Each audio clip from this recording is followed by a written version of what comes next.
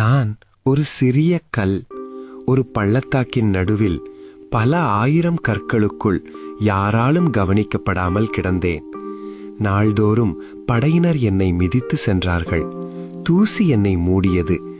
யாருக்கும் நான் தேவையில்லை. ஒரு காலை ஒரு சிறுவன் அந்த ஆற்றங்கரைக்கு வந்தான். அவன் பெயர் தாவீது. அவன் குனிந்து கற்களை தேர்ந்தெடுக்க தொடங்கினான். திடீரென்று அவன் கை என்னை தொட்டது. அவன் என்னை எடுத்தான். அப்போது நான் ஆச்சரியப்பட்டேன். அங்கே என்னை விட பெரிய கற்கள் இருந்தன. ஆனால் அவன் 5 மென்மையான கற்களை எடுத்தான். அந்த நேரத்தில் நான் உணர்ந்தேன், உலகம் மறந்ததை தேவன் தேர்ந்தெடுக்கிறார்.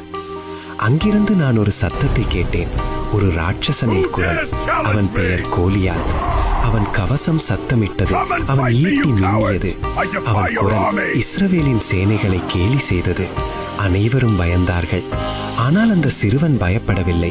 அவன் சொன்னான், நீ பட்டயத்தோடும் ஈட்டியோடும் வருகிறாய், ஆனால் நான் சேனைகளின் கர்த்தரின் நாமத்தில் உன்னிடம் வருகிறேன். தாவீது தனது பையில் கையில் வைத்தான். அவன் என்னை எடுத்தான். அவன் என்னை ஒரு கவனில் வைத்தான். அதை சுழற்றத் தொடங்கினான். வேகமாக அவன் என்னை விடுத்தான். நான் ஆகாயத்தில் பறந்தேன். தாவீதின் வலிமையால் அல்ல, தேவனுடைய கையால் நான் நேராக கோலியாத்தின் நெற்றியில் பட்டேன். கோலியாத் தரையில் விழுந்தான். ஒரு சிறிய கல் ஒரு பெரிய ராட்சசனை வீழ்த்தியது. வீடு கட்டுகிறவர்கள் ஆகாதென்று தள்ளின கல்லே மூளைக்கு தலைக்கல்லாயிற்று. அது கர்த்தராலே ஆயிற்று. அது நம்முடைய கண்களுக்கு ஆச்சரியமாயிருக்கிறது. சங்கீதம் 118:22-23.